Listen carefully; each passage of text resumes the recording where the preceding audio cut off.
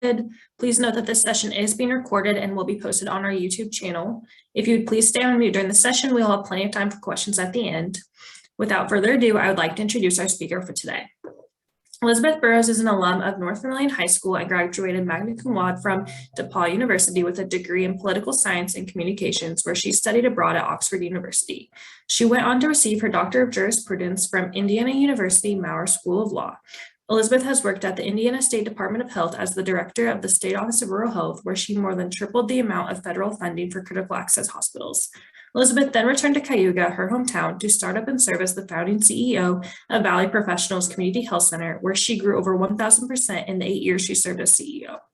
In 2014, Elizabeth started her own business, Burrows Consulting, where she has assisted numerous rural health clinics, federally qualified health centers, institutions of higher education, critical access hospitals, rural health associations, and other nonprofits attain over $101 million in grant funding and over $100 million in enhanced Medicare and Medicaid reimbursement and 340B shared savings. She has also started over 75 federally qualified health center look-alike sites. Now I'd like to turn it over to Elizabeth for today's presentation. Thank you, Hannah, for introducing me and for organizing this. If you have questions, you can always email Hannah or put questions in the chat, and she'll be helping to facilitate that today. Feel free to write them at any time so we can make sure to address those.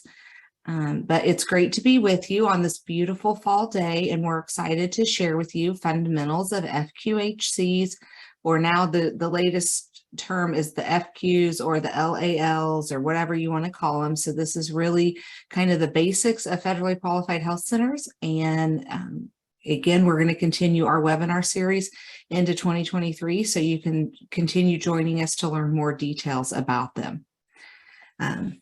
So we look forward to getting started here. I will tell you, my first experience as an FQHC was helping write a grant when I worked at the state to get an FQHC in one of what was designated as the poorest counties by President George W. Bush. And I was able to help with that grant and get that to my hometown. I said there was no way that I would be the CEO of the organization, and I did not want to move back home to the farm. And guess what? A few months later, when that was awarded and the opportunity presented itself, at 25 years old, I was left with an FQHC grant, an empty clinic facility that needed renovations, and the ability to start an FQHC in Vermillion County, Indiana. And if I had it to do over again, I would make the same decision. It's probably the best thing I ever did. So today we're going to kind of go over the basics. What is a federally qualified health center? Get through all the legal mumbo jumbo. As a lawyer, I can say that. I can make fun of all the legalese. But we will go over that if people like to see the actual information straight from the Federal Register. What are the key elements of an FQHC? And we'll look at the main three elements: sliding fee scale, board of directors, and serving the whole patient. Why would you want to become an FQHC? And then how to actually become one. And again, I will say, as much as I love FQHCs, they are not for everybody. I still love critical access hospitals, rural health clinics, private practices, community mental health centers, CCBHCs. So there's all kinds of different ways that you can serve your community, this being one of them, and this being one that is throughout the country, urban, rural, in all the states, and even in every congressional district, there is an FQHC site in the country. So first, the federal basics. What is an FQHC? And just so you know, any pictures that we use are health centers that I've had the opportunity of working with through my business. So I love highlighting them and showing real pictures. These are not pictures that we've purchased or anything. These are actual FQHCs, just to give you an idea that the old saying is, if you've seen one FQHC, you've seen one FQHC. And I do want to prove that. So again, community health centers, or CHCs, as many times the feds call them, receive grants from the Health Resources and Services Administration, also called HRSA. If you have not visited HRSA.gov, I highly suggest you join that. Go to bphc.hrsa.gov and sign up for their newsletter to start learning if you want to learn more about FQHCs. And there's also other things on the HRSA website, behavioral health tools, there's rural health tools, and all kinds of resources for you. All community health centers are eligible for FQHC status, and FQHC Look-Alikes get most of the same statuses, but they don't receive the grants. And we're going to talk a little bit more about that here soon. So there's FQHCs and then there's Look-Alikes. For CMS, the Center for Medicaid and Medicare Services, there are no differences. Once you are a Look-Alike, you are considered to be an FQHC and they see you as the same. From HRSA standpoint, there is a difference because if you are an FQHC Look-Alike, you receive what's called an NLD, a Notice of Look-Alike Designation. And if you are a grantee, you get an NOA, which is a Notice of Award. And so then you are a grantee and you get all the benefits of that.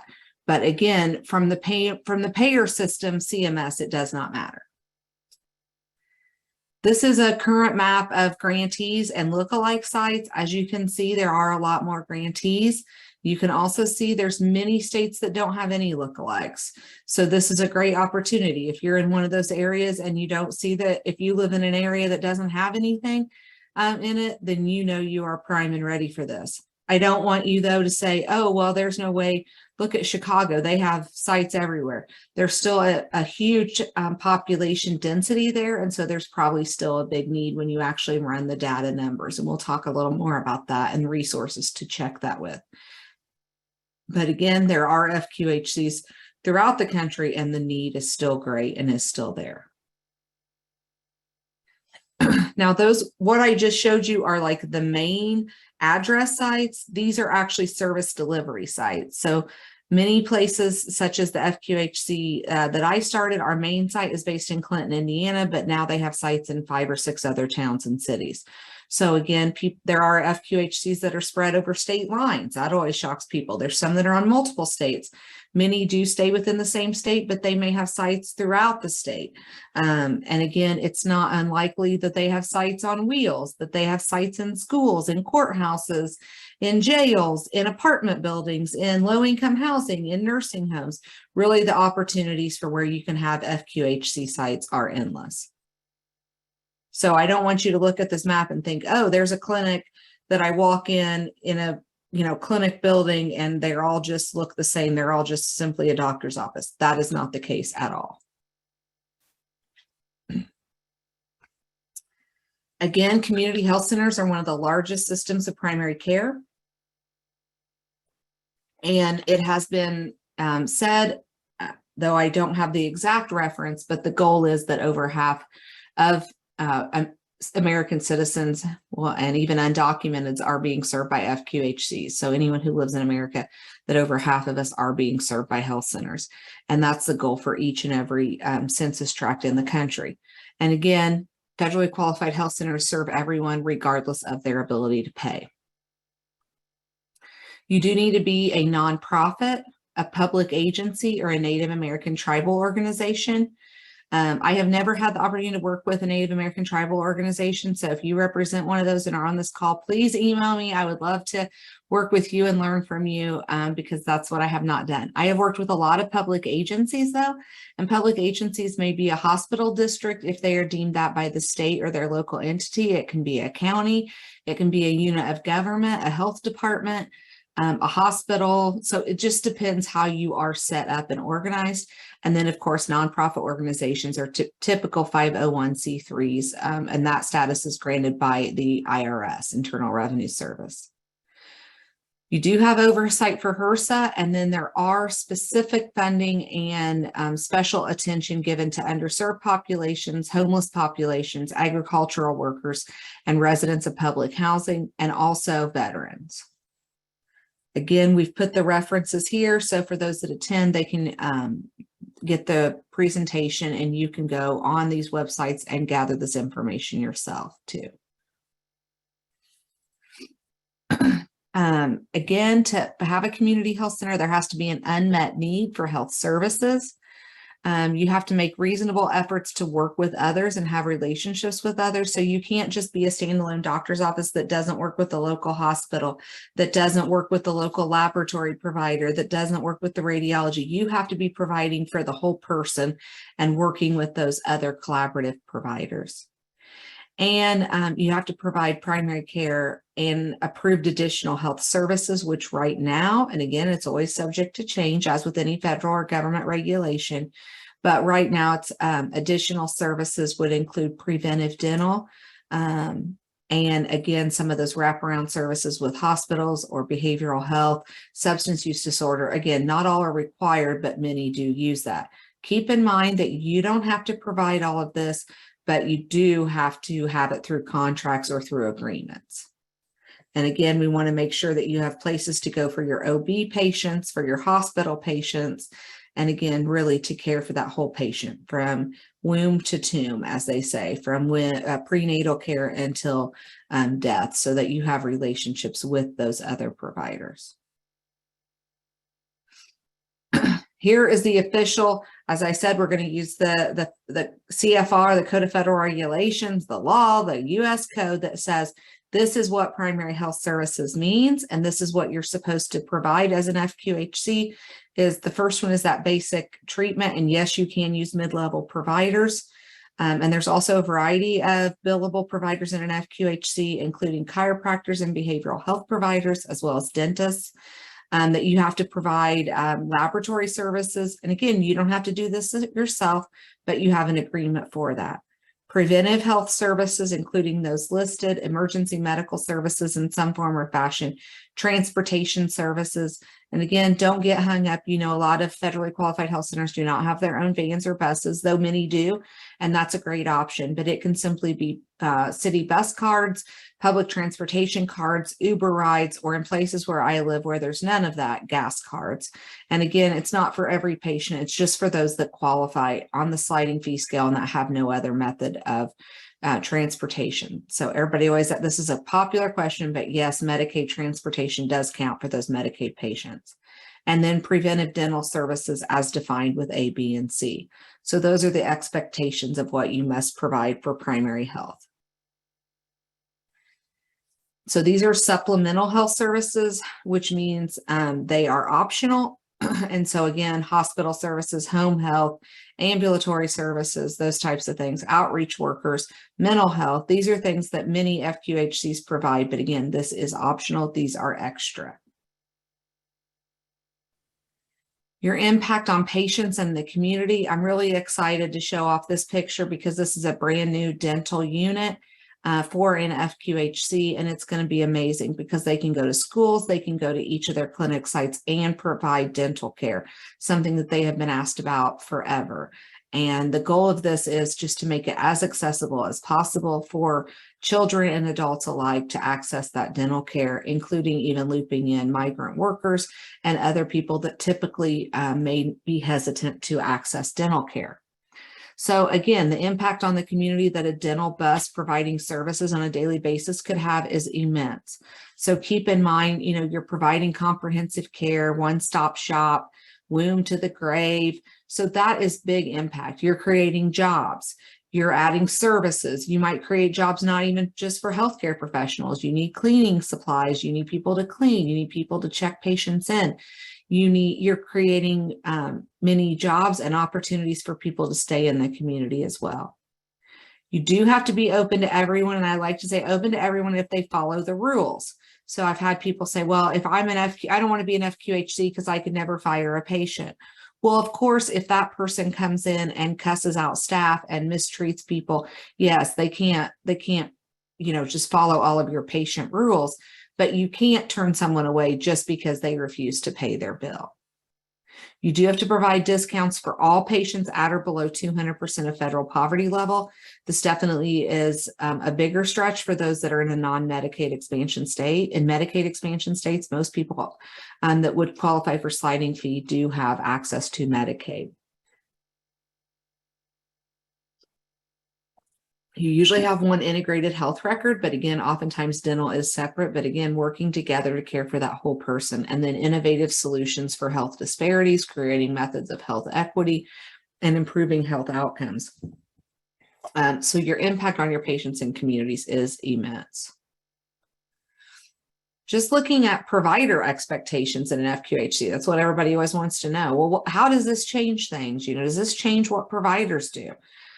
First of all, RVUs are not your method of payment. That doesn't matter really anymore, but face-to-face encounters are your method. you have access usually to social work, oral health needs, behavioral health access, hospitals. You get to work with other providers in an integrated setting. You do have to track more documentation and more quality measures because, again, HRSA has to go back to Congress every year and show the positive impact of federally qualified health centers. And as a result, you do have to report on various measures, including cardiovascular disease, diabetes, and obesity. Key elements of an FQHC and an FQHC look-alike. So in other words, everybody asks me, what am I really going to have to change? What am I really going to have to do? What makes this different? Well, one thing is a sliding fee scale. Yours does not have to be exactly like this. This is just an example, but you do have to have 3 separate discount classes between 100% and 200% of the federal poverty level. And again, you have to offer this to everybody. And that can be even if they have insurance. So it is a little questionable. I'm not going to say it's 100% required, but it's strongly advised that even if a patient does not have insurance or does have insurance, that is high deductible, they could still qualify for discounts on your sliding fee scale. You also have to have a board of directors that is patient driven, meaning that 51% of your board members have to be patients of the health center. A patient is defined by someone who has been seen by a billable provider once every 24 months. And so every 2 years, you do have to come in for a visit. You can either look at your patients and ask them to be board members, or you can go seek community leaders and board members and then ask them to become patients. Either way is acceptable, but you do always have to have over 51% of your board being patients of the health center, and something to continually check. Ideally, they also live and work in the service area, but not a really strict requirement. And again, you have to serve the whole patient and meet their needs. So again, just a little more detail about some of these requirements. Your sliding fee scale, your community board, and the way you have to demonstrate compliance, and the HRSA site visit protocols on here to show that. There also is a HRSA compliance manual that you can access at hrsa.gov to gain that as well. So you're like, well, this is a lot of headache and a lot of change. Why would I even want to become an FQHC? Well, what's the answer to everything? Money, money, money, money, right? Money makes the world go round. So you definitely, one of the big reasons that people usually call me is they want additional money, that you have enhanced Medicaid and Medicare reimbursement, and state Medicaid programs must cover the FQHC benefit, which means even managed care Medicaid has to pay you your all-inclusive rate, or your AIR, or your PPS rate, prospective payment system rate. Any which way, it is the rate that they have to pay. You must be paid at least your PPS rate. There is a national rate for Medicare and a cost-based rate for Medicaid, and each state does determine your Medicaid rate. If you could be the same FQHC system and serve 2 different states and have 2 different rates. That's happened to me. And that's fine. You agree with that state and Medicaid system. There's also wraparound reimbursement when contracting with Medicare and Medicaid managed care plans. And the big reason, probably the #1 reason, is you're eligible for the 340B drug program. And we actually did a separate webinar about that, and you can access that through our website or our YouTube pages. We're working to get that up and going. But please know that for a 340B drug program, everybody wants to become an FQHC because they want to get grants. I believe all of my clients, with the exception of 1 or 2 who serve a really odd population, are making more off the 340B drug program than they are off of grants. So just know there is the option to be able to make money. And the short version of that is you buy drugs at the government rate and you're able to make the profit instead of the drug company, though you still have to pay the drug company for the drugs and also a pharmacy to dispense them. But again, feel free to access our website for that additional information, or you can reach out to Hannah or myself and we'll email that to you.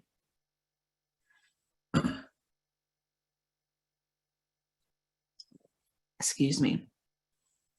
Part 2, why you want to become an FQHC or look-alike. Free medical malpractice coverage, and that is for federally qualified health centers only. In other words, look-alikes are not able to have that.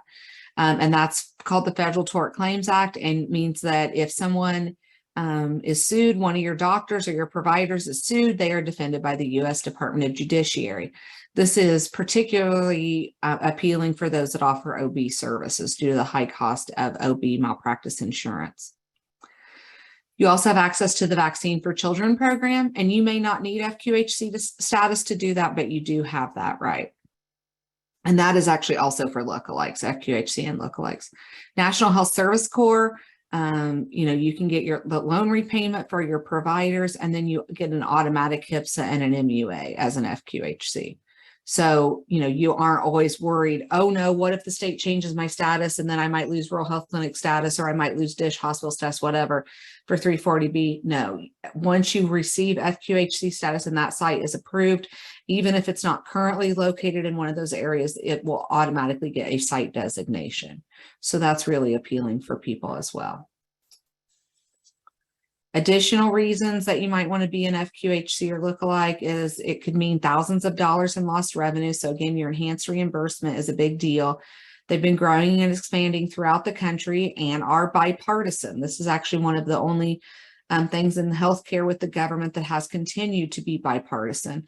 And again, it's for different reasons why Democrats and Republicans both support this program, but the community-driven board and having those local board members that are patients are something that both parties really like. And they do deliver high quality health care at a lower price.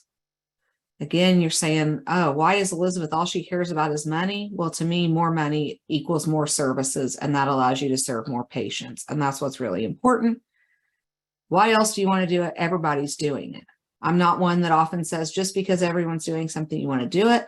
But there is a reason that so many people are converting to an FQHC or a Look-Alike. And we've just provided some of those reasons. So how do you get started?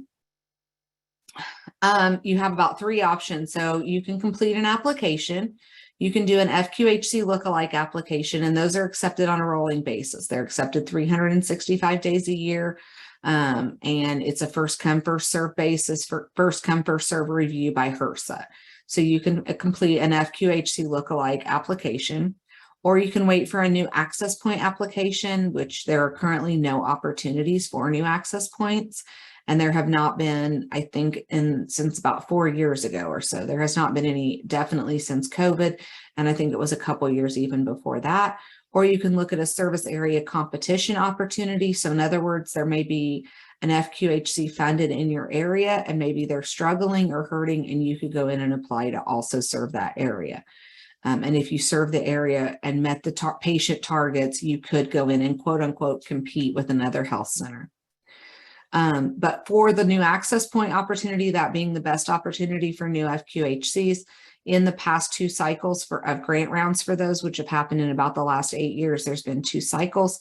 You did get significant bonus points, 5 out of 100 and 10 points out of 100 for being an FQHC Look-Alike. So that's definitely probably the best way to go and get started. You also, everybody says, what's the first thing I have to do? You've got to get moving on your board of directors, and you got to get working on that sliding fee scale and start implementing that. And if you aren't providing one of the required services, you'll want to start doing that. So if you're a behavioral health organization, you may very well want to start offering primary care. If you only offer primary care, you may want to reach out to a dentist. So again, looking at those services, do I have a hospital partner? Do I have people that are going to ensure I can provide all those primary health services that we discussed earlier? And of course, you can reach out to us. We would love to help you. And I'm going to share some additional resources with you as well. Again, as we're getting close to the end of this presentation, if you have questions, feel free to put those in the chat or email Hannah so that we can manage that. Here are some extra resources specifically about what is a health center. The Look-Alike main page that has a lot of resources, and it could take you a long time to get through all that, but it is really good information. You can view your UDS data, or in other words, figure out where there is a need or what FQHCs are serving people in your area at udsmapper.org. It is a GIS tracking system, but it's very exciting to look at that and think, oh, where are people going in my area? And sometimes it's really sad to think people are having to drive an hour and a half to access health care services from an FQHC. And that may show you, hey, this is an opportunity for us to really meet a community need. and also state primary care associations. Every state does have a PCA. Some states, sometimes there's multiple states that share a primary care association, and those are funded by HRSA to help establish and grow federally qualified health centers. And of course, we're here anytime. We work and we do FQHC and Look-Alike applications all the time. We also offer grant writing for these things, RHC, CHCs, federal and state grants, any kind of grant. I love grants. And we've been doing some grant workshops, so feel free to join us on those. And then also with navigating the 340B program. And it is daunting, and I have been there, and I've been as FQHC CEO scared to death to put my foot in the pharmacy program and realizing that I did miss out on opportunities for my patients due to worrying about every single compliance issue and just getting scared to get started. So we're here to help you and hold your hand to make sure that you are fully compliant and doing everything you need.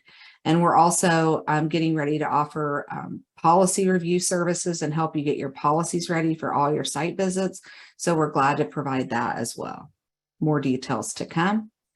Feel free to reach out to us. Here is my contact information. You can also reach Hannah at burrowsconsulting.net. And this link will take you to our website where additional information can be found.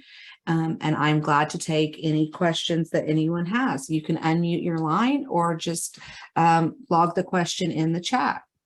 Does anyone have anything to ask today?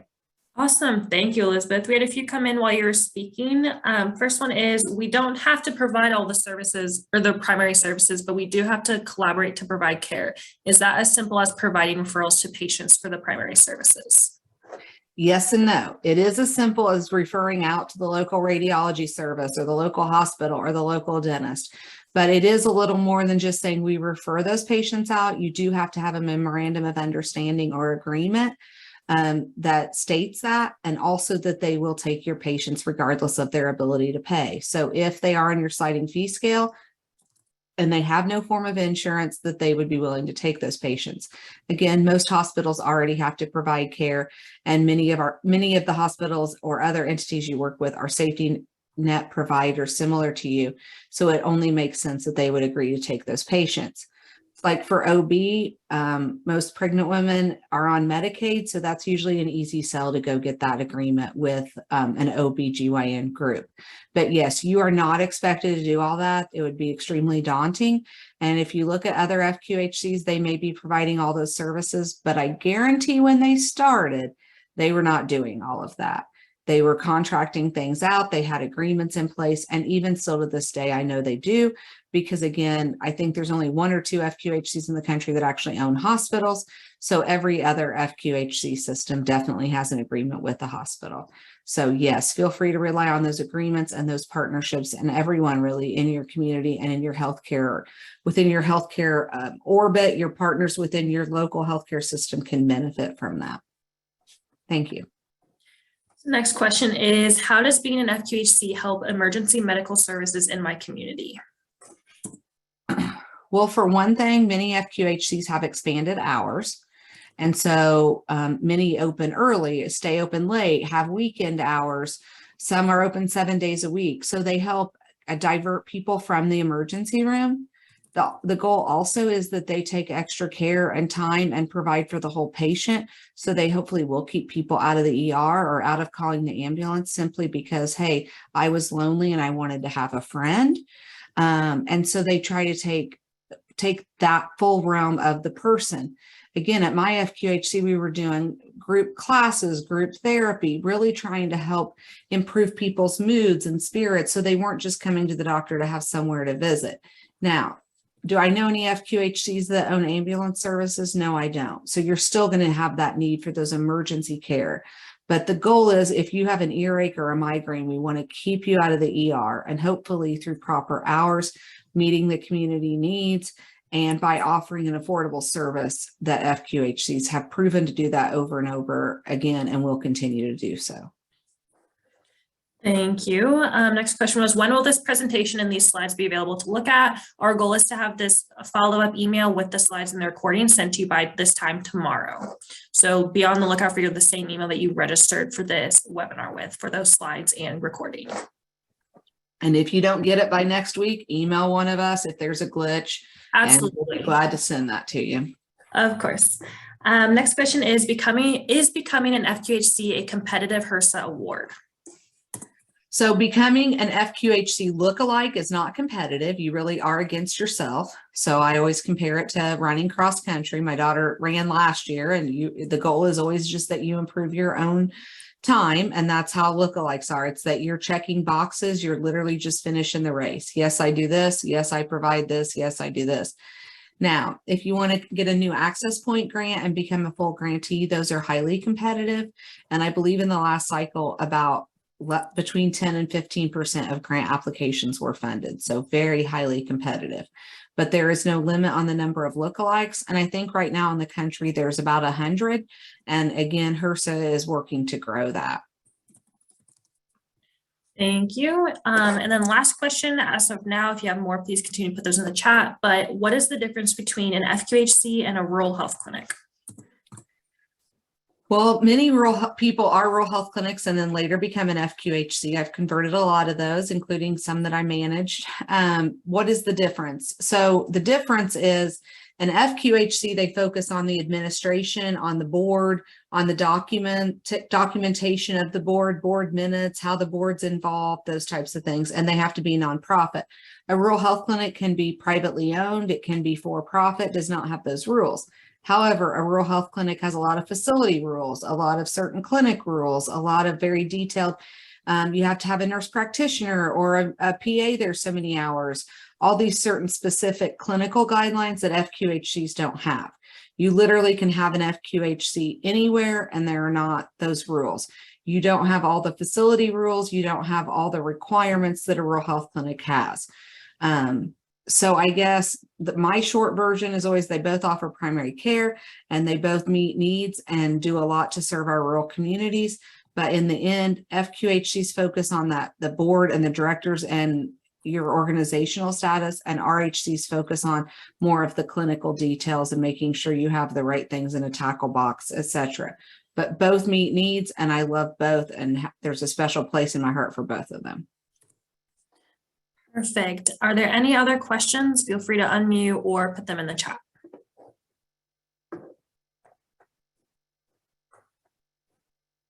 All right, Elizabeth, can you go to the next slide as well? Seeing none, you can follow this link on our page, the events page, to reference the recordings that Elizabeth was talking about earlier with the 340B presentations. And this is also where our recording will be on in addition to our email tomorrow. So there are no other questions. Elizabeth, do you have anything? Nope. Thank you for your involvement and feel free to reach out to us at any time. Thanks again for joining us today. All right. Thank you, everyone.